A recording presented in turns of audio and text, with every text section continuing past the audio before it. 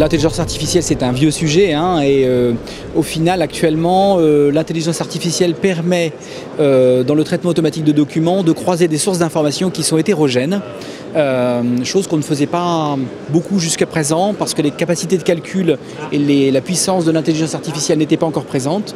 Et aujourd'hui, nous pouvons déduire de l'information à partir de grands volumes de données, quel que soit le format, la source de l'information. Ça peut être de la vidéo, du texte, de l'image, de l'information qui vient des réseaux sociaux, et ça c'est la grande nouveauté.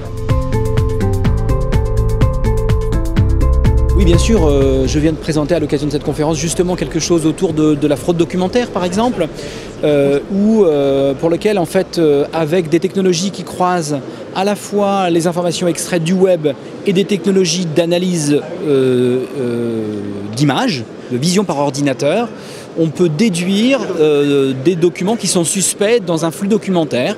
Et donc ça peut aider le monde de la banque et de l'assurance à détecter les fausses factures, les services fiscaux, tous les services sociaux qui sont victimes de la fraude et qui représentent des milliards de dollars sur la planète.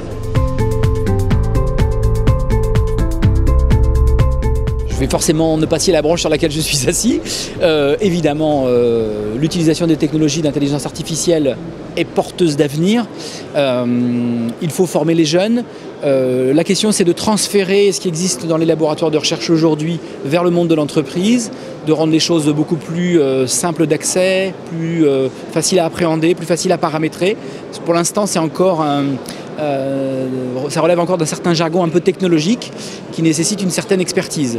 Cela dit, vu les opportunités que offrent ces technologies en matière d'application de manière totalement illimitée et de business qui peuvent être générés grâce à cette technologie, c'est très très porteur d'avenir pour les étudiants, bien sûr.